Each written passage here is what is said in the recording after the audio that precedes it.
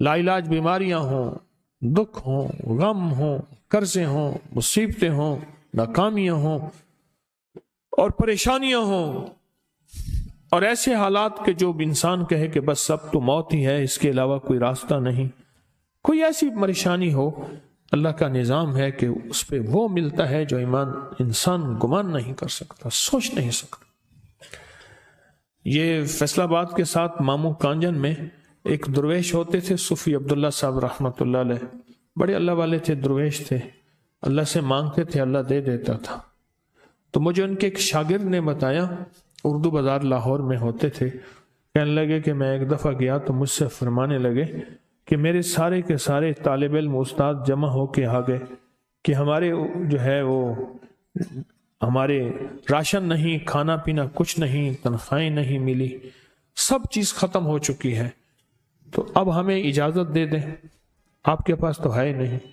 अच्छा फरमाया मुझे चंद दिन दे दो, जितने और दिन सब्र कर लिया, चंद दिन मुझे दे दो। तो फरमाया फिर बैठ गए मुसल्ला, और जो सूरत फातिहा पढ़ी ना जब आते थे ना, इय्याका नअबुदु व इय्याका नस्तईन, इसको जो विजदानी कैफियत के साथ, दिल की गहराइयों अंदर के दर्द के साथ पुकारते थे, इतना दर्द, इतना गम, इतना दर्द, इतना गम जो पुकारते थे, कैसे महसूस होता था कि जमीन सारी की सारी हिल रही और हर तरफ एक निजाम चल रहा है। और जब फिर इस सूरत को पूरा करते थे, फिर सूरत फातिहा पढ़ते थे, और जब पहुंचते थे इय्याका नअबुदु व इय्याका नस्तईन, फिर ऐसे ही जो है इसको दोहराते थे। पर बात यह है वो दुआ पढ़ते नहीं थे, मांगते थे। एक है दुआओं का पढ़ना, एक है दुआओं का मांगना।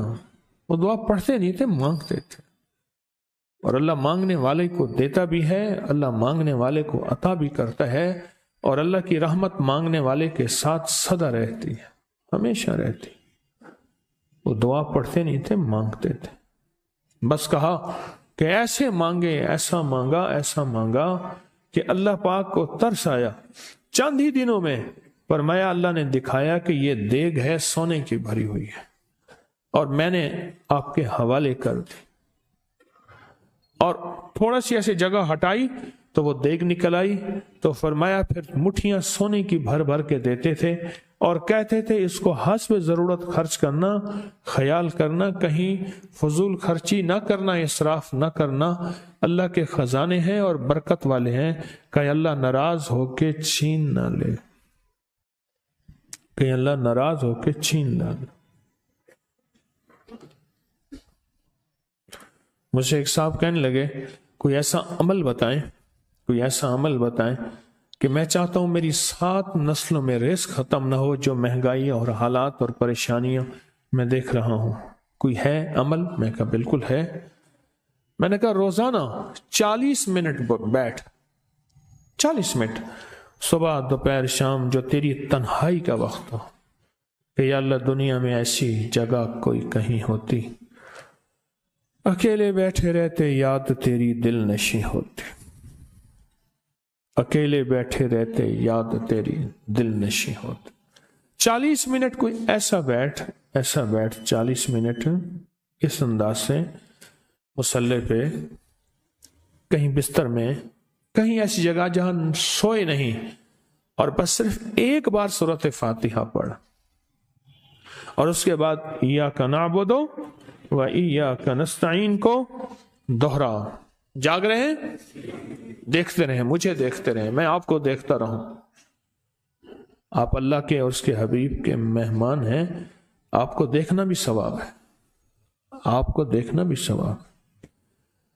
तो मैंने उससे अर्ज किया कि बस इसको विजदान से पढ़ो, ऐसे पढ़ के रोंगटे खड़े हो जाएं, आंसू बहने लग जाएं, दिल के अंदर का दर्द और दिल का अंदर का गम, और अल्लाह के सामने हाजिरी, इस्तेहजार, और ये कैफियतें तेरी हों कि बस उसके अलावा कोई मुझे याद ना रहे। इस दर्द से पढ़ो सिर्फ 40 मिनट। 40 की आदत के साथ कायनात के राजों का बड़ा ताल्लुक है। 40 का जो अदद होता है, बस 40 के आदत के साथ पढ़, और बहुत तवज्जो से पढ़, और बहुत ध्यान से पढ़। بہت توجہ سے، روز پڑھ۔ مجھ سے کہنے لگا کتنے دن پڑھوں؟ تو میں نے اس سے کہا مجھ سے یہ دن نہ پوچھ، تیرا دل خود بولے گا کہ فیصلے ہو گئے ہیں، بس ختم، دل خود بولے گا۔ یہ بتائیں کہ پیٹ بھرتے ہوئے کوئی گھنٹی بجتی ہے یا دل خود بولتا ہے کہ پیٹ بھر گیا؟ پیاس میں بھی کوئی کہتا تو نہیں ہے کہ آپ کی پیاس بجھ گئی ہے، وہ دل خود بولتا ہے کہ بس اب پانی کی ضرورت نہیں ہے۔ نیند سے دل بھر جائے تو بس دل بس اب سو لیا، وہ اٹھیں۔ اسی طرح دل خود بولے، دل خود بولے، کیا بولے؟ دل خود بولے، اور دل اندر بولے، دل اندر بولے۔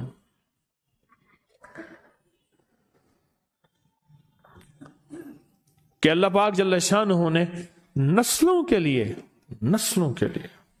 رزق کی عزت، دولت، برکت کے فیصلے کر دی، بس دل بولے۔ کتنے دیر کر؟ اب یہ تیری اپنے مانگنے میں ہے، اب یہ تیری اپنے مانگنے میں ہے۔ مانگنے میں کمی ہے تو دل نہیں بولے گا، اگر مانگے گا تو پتہ نہیں دنوں میں یا ہفتوں میں، جتنے میں دنوں میں فیصلہ ہو جائے گا، فیصلہ ہو جائے گا۔ اور میں نے اس سے کہا کہ یہ میرے پردادا کے پردادا کا عمل ہے، ان کا یہ عمل ہے، میرے پردادا کے پردادا کا عمل، جو ہماری خاندانی یادداشتوں میں یہ لکھا ہوا ہے، لکھا ہوا ہے۔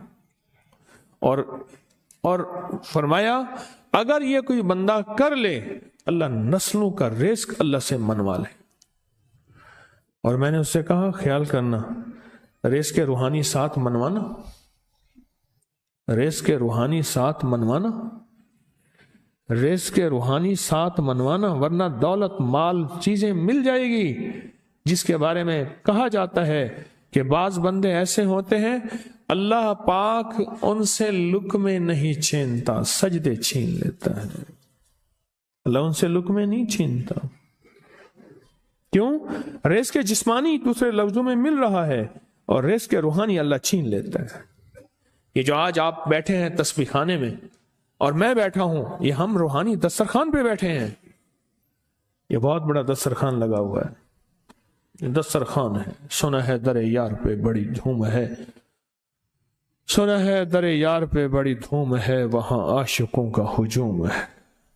یہ روحانی دسترخوان ہے، میں بھی خود محتاج ہوں، یہ روحانی دسترخوان ہے۔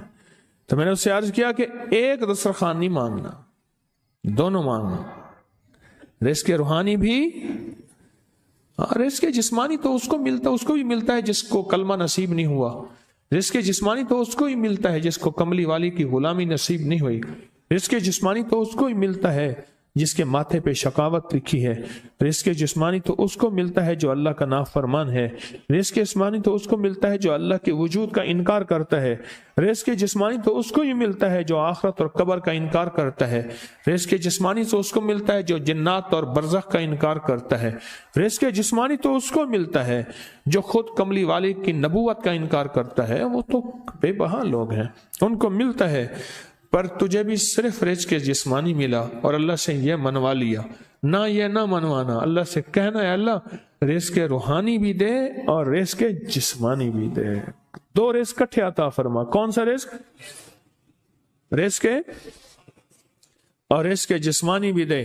کہیں ایسا نہ ہو کہ میری نسلوں میں صرف مال، دولت اور چیزیں ہوں اور تیرا نام اور تیرے حبیب کا نام نہ ہو، تیرا نام اور تیرے کملی والے کا نام نہ ہو، تیرا نام اور تیرے دوستوں کا نام نہ ہو، تیرا نام اور تیری آل و اصحاب کا نام نہ ہو۔ کہیں ایسا نہ ہو میں محروم ہو جاؤں، مجھے آل اور محمد اور آل محمد اور اصحاب محمد کی نسبتیں یہ بھی ساتھ عطا کیے رکھ۔ میں نے اس سے کہا کہ دو چیزیں مانگنا۔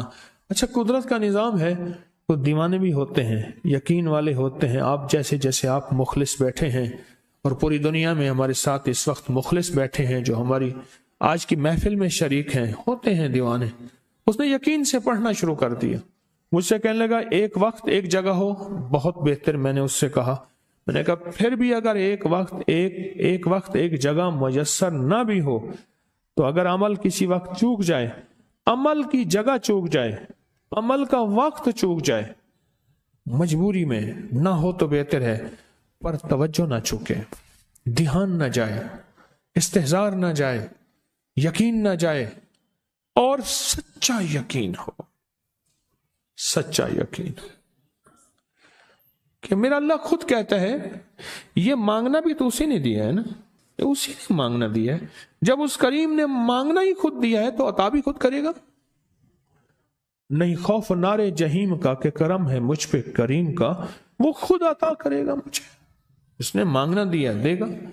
یقین ہو ایسا ایسا ایسا ایسا، اتنا زبردست یقین ہو، اتنا یقین ہو اللہ کے ملنے پہ اور اللہ کے مانگنے پہ، اتنا یقین ہو کہ گمان اور خیال سے بالا تر یقین ہو، بہت زیادہ یقین ہو۔ یاد رکھیے گا میری بات، میری طرف دیکھتے رہیں، یاد رکھیے گا جس کو ملا ہے یقین کی طاقت میں ملا ہے، اور جس سے چھنا ہے بے یقینی نے اس سے سب کچھ چھین لیا، بے یقینی نے اس سے سب کچھ چھین لیا۔ جس کو ملا ہے یقین کی طاقت سے ملا ہے، یقین ہو کہ میں کر رہا ہوں اور اللہ مجھے دے دے گا۔ کہا کہ کیسا یقین ہو؟ کہا جیسے بکری کے تھن دودھ سے بھرے ہوئے اور میں کہوں کہ میرے ہاتھ سے دباؤں گا اور دودھ نکلے گا، اس سے زیادہ یقین۔ اور کہا کس سے زیادہ یقین؟ کہا کہ ایک بڑا نوٹ ہو اور بڑا نوٹ کے اندر جو ہے ایک آنے کی چیز آنی ہے، تو میں کہوں کہ اس سے تو اس کی نوٹ کے اندر تو ہزاروں آنے ہیں، اور میں ایک آنے کی چیز، ایک ٹکے کی چیز لوں گا اور میرا کام بن جائے گا، اس سے زیادہ یقین ہو۔ اور اس سے کہیں زیادہ یقین ہو کہ سخت پیاس ہے اور میں پانی کو دیکھوں، اور پانی کو دیکھتے ہی مجھے یقین ہو کہ اس سخت پیاس میں میرا پیاس بجھ جائے گی، پیٹ بھر جائے گا، اس سے کہیں زیادہ یقین ہو۔ میں پھر بھی یقین کو نہیں سمجھا سکا، علم بھی محدود ہے، الفاظ بھی میرے پاس محدود ہیں، اس سے کہیں زیادہ یقین ہو، اس سے کہیں زیادہ یقین ہو،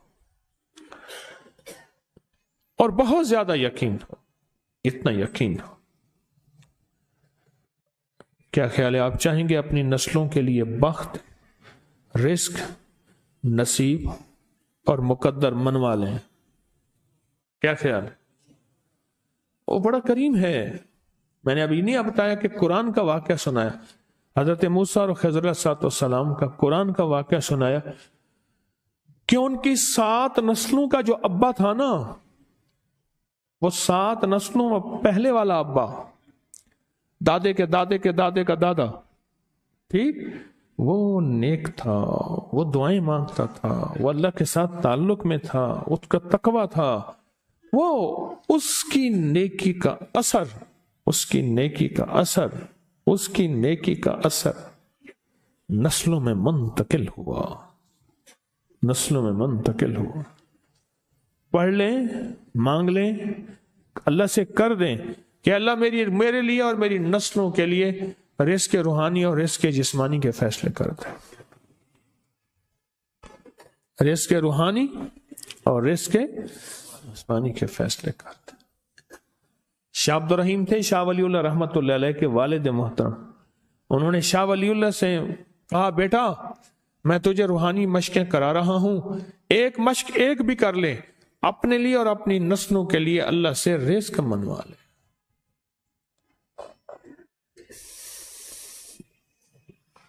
اللہ سے رزق منوا لے، اللہ سے رزق منوا لے۔ تو پوچھا کہ حضرت میں رزق کیسے منواؤں؟ فرمایا کہ کچھ وقت ایسا نکالا کر، ایسا وقت نکالا کر 2 گھڑی اور 3 گھڑی کا، ایک ساتھ 2 گھڑی اور 3 گھڑی، ایک ساتھ تقریباً 21 منٹ کی ہوتی ہے، تقریباً 21 منٹ کی، 2 ساتیں مل جائیں تو 40 منٹ بنتے ہیں، تو ایک ساتھ 2 ساتھ 3 ساتھ کی گھڑی میں کہ بیٹھ کے نا سورۃ فاتحہ اور اس میں ایاک نعبد و ایاک نستعین کا تکرار اور استحضار کیا کر، اور ایسا کیا کر تیری آنسوں بہیں، تیرا دل روئے، تیری آنکھیں روئیں، تیرا رونگٹا تیرے رونگٹے کھڑے ہوں اور رواں رواں اور اس کے اندر سے تیرا پل پل، تیرا من، تیرا جذبہ، تیری سوچیں بولیں، کیا بولیں؟ ایاک نعبد و ایاک نستعین۔ تو ایک میلہ تھا اللہ کے نیک بندوں کا، تو اس میں 70 اولیاء جمع ہوئے، 70 اولیاء جمع ہوئے۔ ہر اللہ کے ولی نے کہا کہ آپ کوئی ایسا وظیفہ بتائیں، ایسی تسبیح بتائیں، ایسا ذکر بتائیں جو اللہ کے عرش کو ہلائے اور جو اللہ کی ذات کو متوجہ کر دے، جو اللہ کے تعلق کو نصیب کر دے۔ کوئی ایسا ذکر، کوئی ایسی تسبیح بتائیں۔ فرمایا سب نے بتایا کہ سورۃ فاتحہ ہے، اور اب سب سے پوچھا سورۃ فاتحہ میں کوئی ایسا جز بتائیں جو سورۃ فاتحہ کا دل ہو۔ سورۃ یاسین قرآن کا دل، لیکن سورۃ یاسین کا دل سلام قولا من رب الرحیم۔ ہر سورت کے اندر اللہ پاک نے کچھ نعمتیں، کچھ نکتے رکھے ہیں۔ تو فرمایا سورۃ فاتحہ کا دل، تو میلے میں جتنے بھی اولیاء 70 بیٹھے تھے، سب نے کہا کہ اگر سورۃ فاتحہ کا دل پانا ہے تو وہ صرف کیا ہے؟ ایاک نعبد و ایاک نستعین۔ اس کا مفہوم عام سادہ سے یہ ہے کہ مولا غلامی تیری، در کسی اور کا۔ جب غلام تیرے ہیں، منگتے تیرے ہیں، بھکاری تیرے ہیں، محتاج تیرے ہیں، پھر در بھی تیرا ہے، پھر در بھی تیرا ہے، اور کسی کا در مولا نہیں ہے، پھر در بھی تیرا ہے۔ تیرے در کے ہم محتاج، تیرے بر کے ہم غلام ہیں۔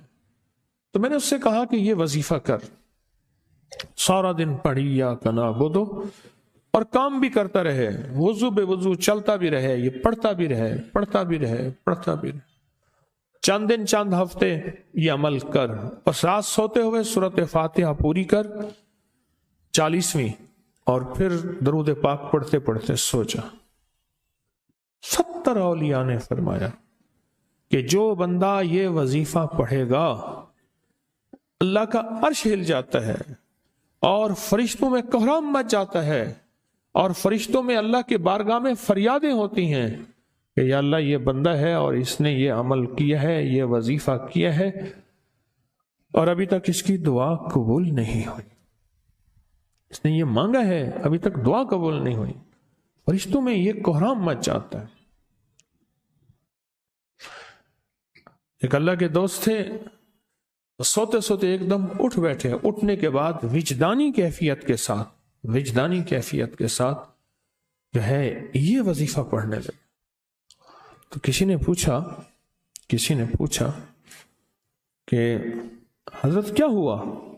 فرمایا میں نے دیکھا کہ اللہ کے عرش کے نیچے جنتی ہیں اور وہ ٹہل رہے ہیں، اور سب کی زبان پہ یہی وظیفہ ہے، ایاک نعبد و ایاک نستعین۔ سب کی زبان پہ یہی وظیفہ ہے اور سب یہی پڑھ رہے ہیں۔